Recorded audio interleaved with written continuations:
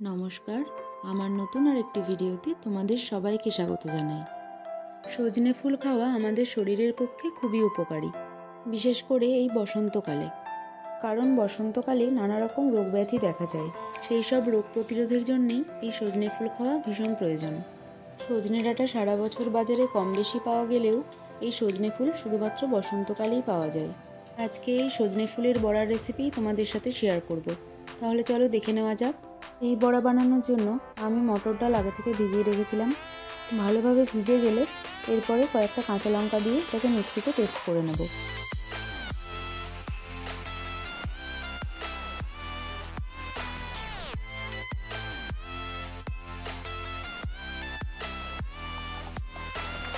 ডাল পেস্ট করা হয়ে গেছে, এবারে এটাকে অনেকক্ষণ ধরে একটু ভালোভাবে ফেটিয়ে নেব।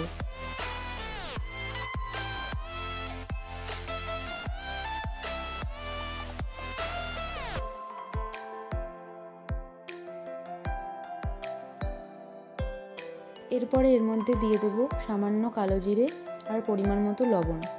আমি আগে থেকে সজনের ফুলগুলোকে ধুয়ে বেছে রেখেছিলাম। এবারে এই ডালের মধ্যে ওই ফুলগুলোকে দিয়ে দেব। দেওয়ার পর খুব ভালোভাবে সবটাকে মাখিয়ে নিতে হবে। তোমরা চাইলে এর মধ্যে পেঁয়াজ দিতে পারো, কিন্তু আমি যেহেতু আজকে নিরামিষভাবে দেখাচ্ছি তাই এখানে পেঁয়াজ অ্যাড করিনি। তবে নিরামিষে খেতেও বেশ সুন্দর লাগছিল। তো এবারে গোটাটা ভালোভাবে মাখিয়ে নেওয়ার পর একটু ডুবো তেলে এই সব বড়াগুলোকে এবার ভালোভাবে লালচে করে ভেজে নিতে হবে। এই সজনে ফুলের যে কোনো রেসিপি খেতেই আমার তো ভীষণই ভালো লাগে। তোমরা কারা কারা সজনে ফুল খেতে পছন্দ করো সেটা আমাকে কমেন্টে জানিও।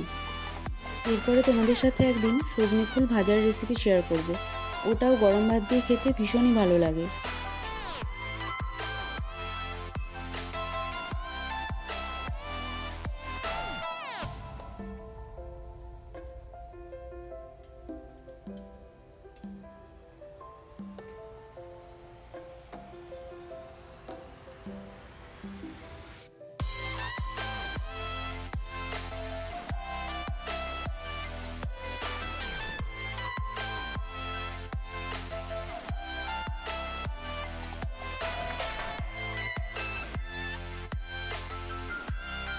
তোমাদের সাথে কথা বলতে বলতে সব বড়াগুলো প্রায় আমার ভাজা হয়ে গেল।